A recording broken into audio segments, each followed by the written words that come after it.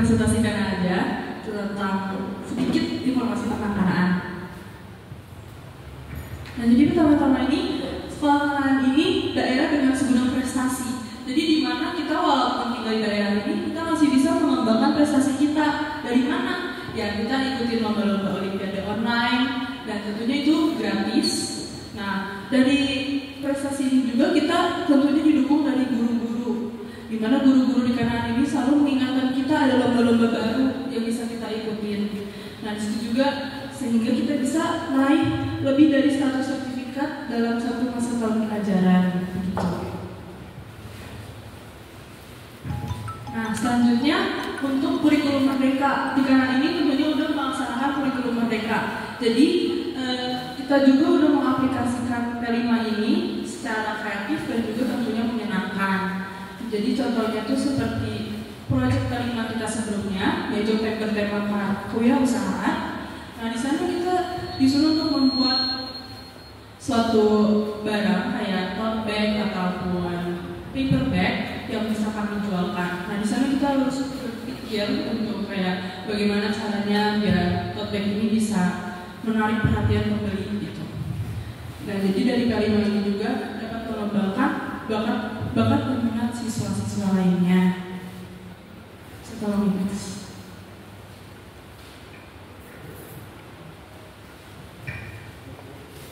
Lalu teman-teman bagi yang khawatir akan masa depannya, tenang aja. Jadi di Kanaan ini kita sudah mempersiapkan program-program untuk mempersiapkan kalian untuk siap kuliah. Jadi yang pertama di mana kita setiap tahun di Kanaan ini kita ngadain yang acara namanya Kanaan Edu Fair. Nah, di Kanaan Edu Fair ini kita bakal mengundang universitas dari luar kota, dari maupun swasta ataupun negeri.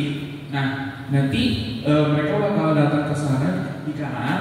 Kalian bisa tanya secara langsung bagaimana program-programnya dan apa aja benefitnya. Yang kedua juga, karena ini kita bakal sering ngadain kampus tour di luar kota. Contohnya seperti ada kita ke Unpar dan ke Maranatha yang maksudnya ada di Bandung.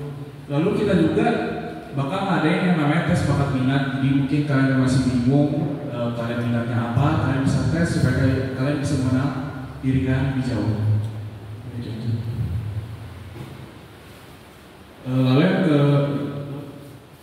Lalu social skill. Sebelumnya ada yang tahu nggak kita ini makhluk apa? Jadi makhluk sosial ini tentunya kita membutuhkan orang lain. Nah, karena ini kita sadar akan kebutuhan social skill atau kemampuan dalam sosialisasi. Kita memiliki program-program untuk mengembangkan skill tersebut. Yang pertama ada penerapan P5 di kehidupan Livin. Bagi yang belum tahu, Livin itu kegiatan di mana kita akan mencoba untuk tinggal di masyarakat dan kita mencoba untuk berbaur, di mana kita bisa belajar untuk bersosialisasi di lingkungan yang berbeda. Yang kedua ada sharing cerita atau yang lagi kita lakukan saat ini, di mana kita berbagi ilmu di sekolah lain sekaligus belajar untuk melancarkan kemampuan bersosialisasi kita sekaligus public speaking. Lalu yang ketiga ada collaboration learning, di mana kita akan datang ke sekolah lain untuk berbagi ilmu tentang apa saja kita pelajari di sekolah kita. Ini lanjut.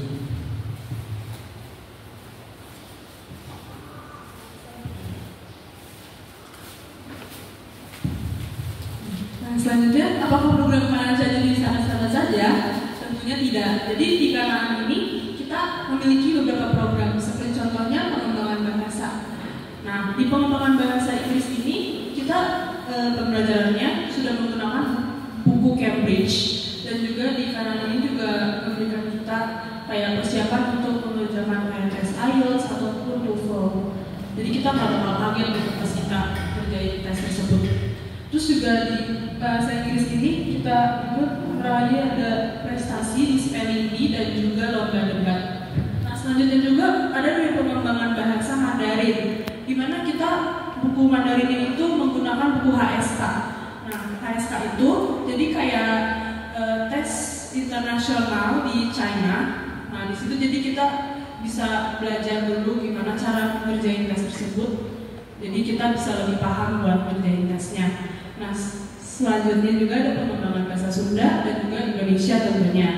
Selanjutnya Contohnya ada pembelajaran teknopreneur, di mana di Kanaan ini kita tuh pembelajarannya udah diajarkan IT dari sejak dini, dan juga kebanyakan pembelajaran di Kanaan ini menggunakan IT. Jadi kita bisa lebih buat masa depannya lebih gampang gitu ya. Selanjutnya ada Caring School. Nah, Caring School ini jadi Kanaan juga tidak mengembangkan kita secara akademik, tapi Kanaan ini mengembangkan juga secara spiritual, karakter, dan juga emosional kita. Jadi Kanaan ini sangat gimana ya, kayak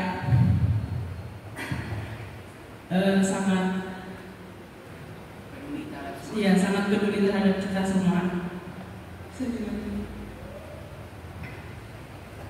Nah, selanjutnya abad 21. Nah, abad 21 ini merupakan tantangan baru untuk Gen Z. Nah, sebelumnya abad 21 ini memiliki skill seperti critical thinking dan selainnya ada belajar di situ.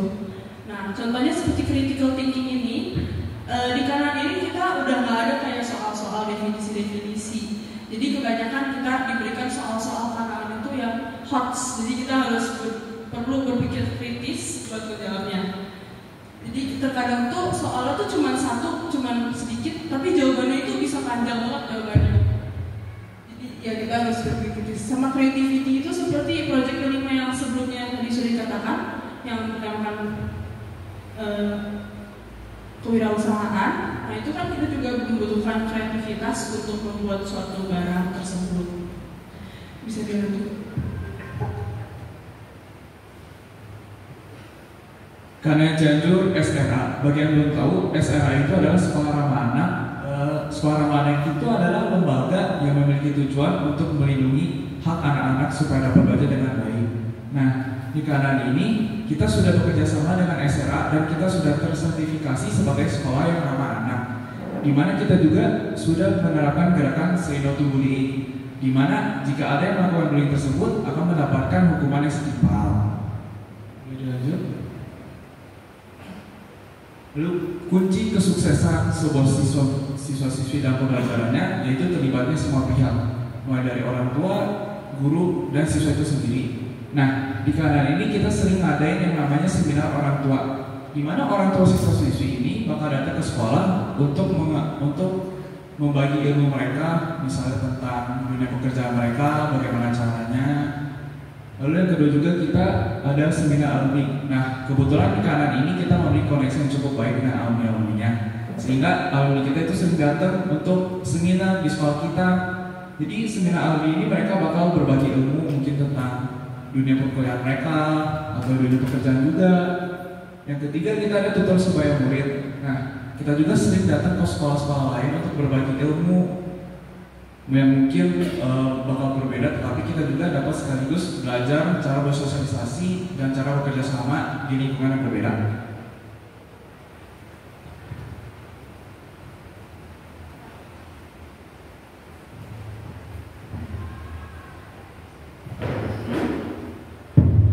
Nah, apakah jaringan di Kanaan Cianjur itu sempit? Masa sih? Nah, jadi di Kanaan Cianjur ini bisa dibilang kita mempunyai jaringan yang cukup luas, di mana kita sudah berkolaborasi bersama BINUS. Nah, di Expo BINUS ini bisa dibilang ada banyak pesertanya di dalam Zoom tersebut ya. Ada lebih dari 200 peserta. Nah, di sana jadi kita bisa sharing-sharing sama teman-teman yang ada di Zoom tersebut, bisa aja berbagi pengalaman-pengalaman mereka gimana belajarnya atau hal-hal yang lainnya. Lalu juga kami ada berkolaborasi bersama Study Center.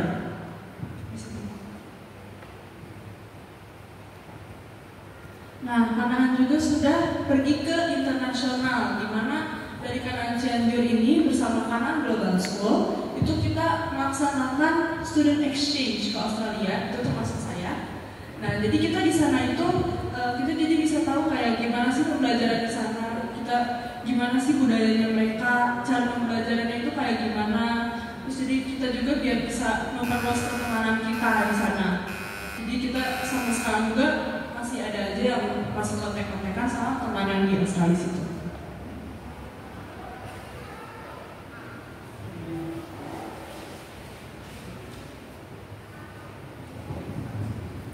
SMA rasa SMK.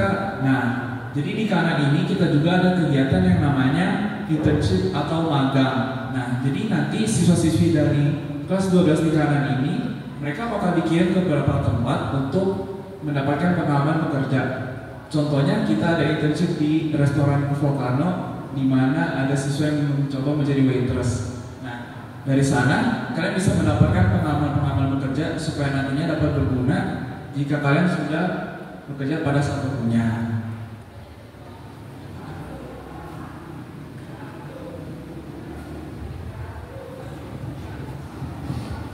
Nah, yang terakhir ini ada kegiatan OSIS. Jadi kegiatan OSIS ini kita ada kayak LDK, latihan dasar kepemimpinan, lalu juga ada MPLS, sama ada kegiatan baru yang kita baru laksanakan. Itu ada Healthy Dreams Challenge, di mana kita kolaborasi karena hari tersebut merupakan hari kesehatan dan juga hari ayah. Jadi kami kegiatan itu kita kolaborasiin, di mana murid-murid membuat suatu minuman kesehatan, lalu akan diberikan kepada ayahnya, baik mereka membuat minuman kesehatan itu karena ayahnya ada penyakit A atau penyakit B, gitu.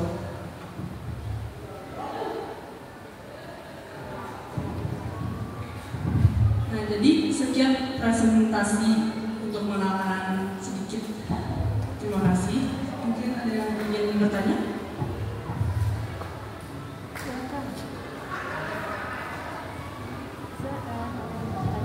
Oke, boleh dong berikan tepuk tangan buat Niko sama Desa. Ya, jadi itu dia kira-kira seputar tentang Kanaan. Mungkin aku mau tambahin sedikit ya tentang testimoni belajar aja sih sebetulnya. Mungkin teman-teman di sini aku mau tanya dulu, lebih senang belajar tuh praktik atau lebih senang belajar tuh teori? Coba praktik atau teori? Praktik ya. Kenapa? Karena kan kalau praktik kita lebih aplikasi ke dalam kehidupan, gitu. Ya, kalau bisa kita cuma belajar misalnya, kita cuma belajar tentang ilmu sosial, tapi kita nggak pernah praktik secara sosial. Apakah kita mungkin bisa mempraktikkan secara baik ilmu sosial yang kita miliki? Nah, ya, karena semuanya itu butuh sesuatu praktikal. Jadi sifatnya itu yang lebih praktis dalam kehidupan. Gitu. Banyak sekali ilmu-ilmu yang sebetulnya tuh penting banget dalam kehidupan kita. Tapi mungkin kadang-kadang kurang praktikal atau mungkin kadang-kadang cuma teorinya doang. Jadi kadang-kadang kita kurang bisa mengaplikasikan dalam kehidupannya. Termasuk misalnya tadi contoh social skill. Boleh dibalikin nggak coba ke social skill? Nah, di sini aku mau menjelaskan sedikit tentang social skill. Nah, ini yang kadang-kadang juga penting nih buat kita. Nah, tadi udah ditanya ya sama Jason tentang kita itu makhluk apa? Makhluk sosial. Ya, makhluk sosial itu tuh makhluk yang apa coba? Arti makhluk sosial makhluk yang tidak bisa hidup sendiri. Apakah tidak bisa hidup sendiri itu artinya harus punya istri? Nah ya, asal ngomongin tentang istri, suami istri, pacaran lah ya. Kita ngomongin tentang kehidupan kita bareng-bareng. Oke, ada nggak di sini yang bisa mulai ini mungkin bisa melakukan semuanya sendiri? Doa pagi sendiri, ngajar sendiri ya Bu ya, bikin PR sendiri, koreksi PR sendiri, bikin soal ulangan sendiri, jawab sendiri, masukin nilai sendiri, bikin rapor sendiri. Ada yang bisa begitu? Nah ya, kita butuh Bapak Ibu guru, kita butuh mungkin teman-teman yang kadang membantu kita dalam proses pembelajaran. Berarti kita termasuk makhluk sosial atau bukan? Ya, tidak ada satupun makhluk di dunia ini yang bisa hidup sendiri. Bisa sih, tapi bisa gila ya. Nanti lama-lama breakout sendiri, lama-lama burnout sendiri. Mereka gila sendiri nantinya. Dan inilah yang kita usung di social skill-nya Kanaan Cianjur. Jadi kita selalu melatih anak-anak untuk dapat bersosialisasi, mengaplikasikan ilmu sosialisasinya. Gitu. Apalagi nanti di SMA kan ada IPA ada IPS, benar nggak? Ya kalau IPS berarti kan lebih fokus ke sosial, karena kan ilmu pengetahuan sosial. Nah, tapi kadang banyak banget anak-anak yang mengenal IPS tapi nggak bisa mengaplikasikan IPS tersebut.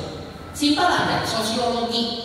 Sosiologi itu ilmu yang mempelajari tentang kehidupan bersosial.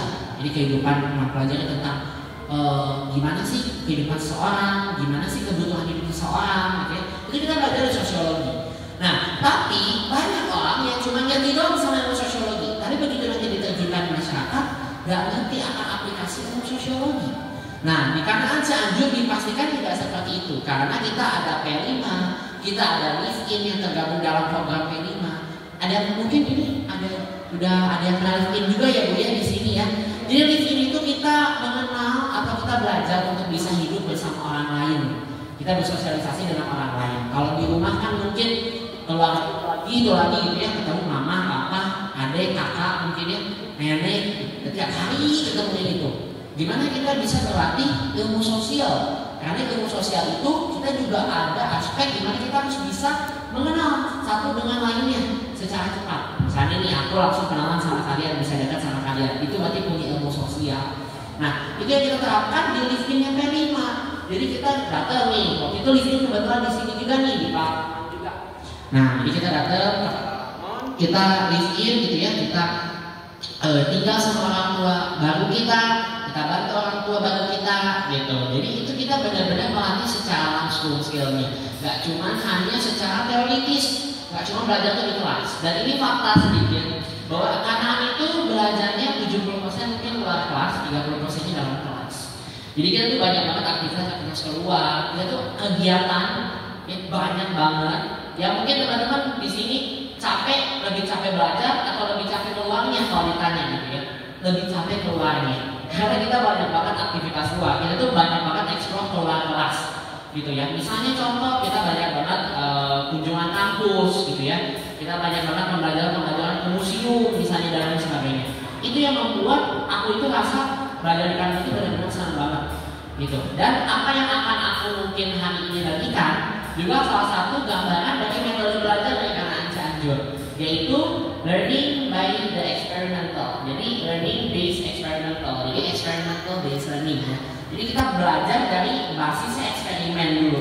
Jadi kita eksperimen, ketika eksperimen tersebut terjadi, kita bisa aplikasikan sama ilmu kita. Gitu. Ya, jadi pembelajaran itu nggak bosan. Terus juga selain itu kita juga punya relasi yang cukup banyak, teman-teman. Menurut teman-teman penting nggak relasi atau networking dibilangnya? Penting nggak? Penting. Kenapa penting? Ya barangkali ya. Misalnya kalian ketemu aku hari ini, mungkin kan habis ini aku pulang, kita nggak lama lah pertemuan 1 sampai 2 jam. Tapi barangkali kita bisa ketemu lagi di masa depan, benar nggak? Dengan kondisi yang mungkin udah berbeda, mungkin kalian jadi bos, jadi pengusaha, kita bisa kerjasama sebagai pengusaha dengan pengusaha. Tapi kan sebenarnya kita kalau punya relasi, oh kamu tuh yang waktu itu dikunjungin ya sama saya di SMP Pusaka, misalnya gitu, benar nggak? Pasti lebih enak dong, kita ngobrolnya lebih enak. Kan dulu pernah gini. Sekarang kita bisa ketemu lagi dalam mungkin konteks yang berbeda, konteks yang mungkin udah berubah. Kalau dulu kita sebagai siswa dengan siswa, sekarang pengusaha dengan pengusaha. Nah itu pentingnya networking itu seperti itu. Jadi networking itu mungkin nggak akan kerasa sekarang ya, karena kalau sekarang mungkin kamu punya teman, kamu udah punya teman, siapa punya teman udah punya bestie lah ya istilahnya. Tapi kalau nanti di masa depan, kita butuh yang namanya jaringan, kita butuh yang namanya networking. Nah itu kita bangun di Kanaan melalui berbagai macam aktivitas, misalnya ekskul tadi.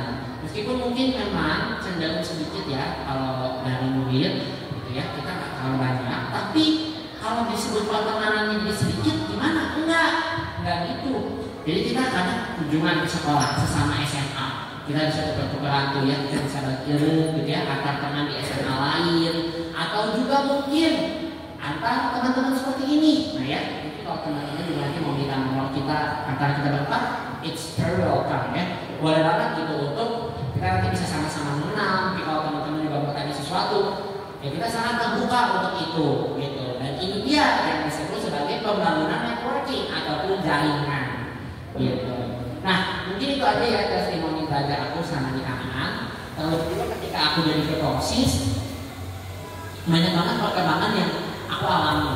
Bukan hanya dari perkembangan yang tadi Nicole bilang ya, karena itu bukan hanya mengembangkan siswanya itu di bidang akademis, tapi kita juga dikembangkan di dalam bidang spiritual, mental, tanggung jawab, kedisiplinan, itu semuanya dikembangkan.